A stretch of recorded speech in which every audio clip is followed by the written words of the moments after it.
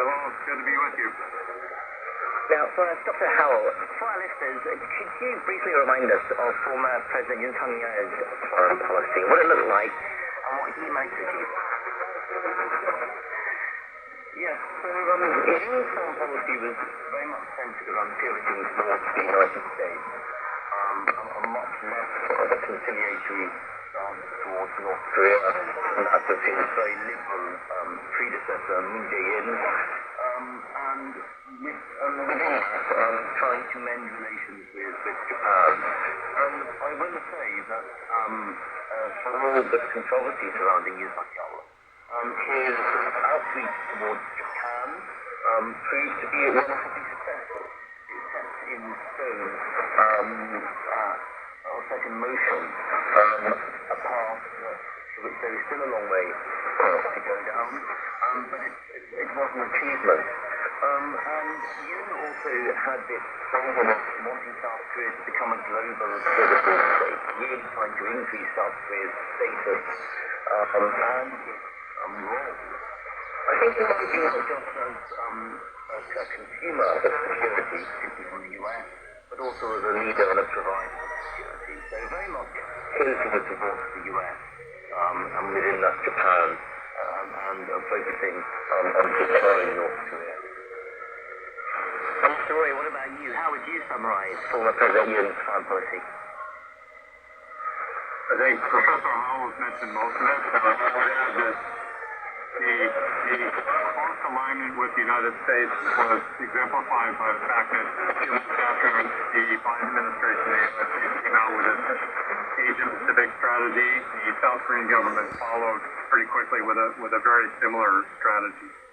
Another important aspect of, especially from the U.S. point of view, of President Yoon's foreign policy was a willingness to possibly offend China, at least verbally.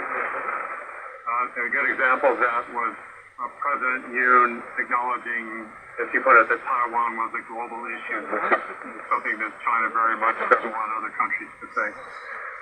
On the relationship with Japan, again, that, as Professor Howell mentioned, that was extremely important because, as people in Korea know, the basic issue is, should the history issues be solved first to Korea's satisfaction before going ahead with deepening strategic cooperation with Japan? Or on the other hand, should that cooperation be considered important enough and prioritized enough that the history issues can wait? And President Yoon took the latter approach. Well, currently the two main parties in Korea are holding primaries for the presidential election to be held on June 3rd. And for the Conservative People Power Party, there is a four-way race between former Labour Minister Kim Moon-soo, Representative Ahn Cheol-soo, former PPP leader Han Dong-un, and former Daegu Mayor Hong Jun-pyo.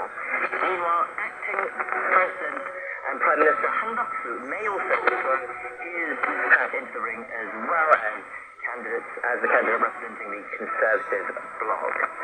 Now, Mr. Roy, if the next South Korean president remains from the Conservative side of the political aisle, what do you think that will mean for Korea's foreign policy? Do you think it would resemble Yoon's approach?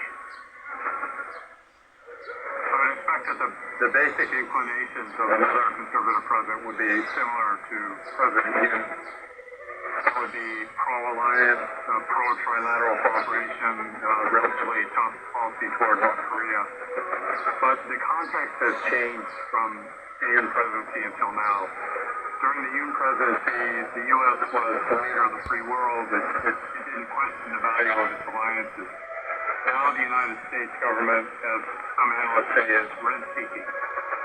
There's a question whether the United States wants to remain the regional policeman or withdraw like it's doing from Europe. It's not yet clear. So it's possible that for the next South Korean president, the U.S. nuclear umbrella might become less credible. So circumstances might force South Korea to more seriously consider going nuclear or accepting Chinese regional domination, which would be some serious changes in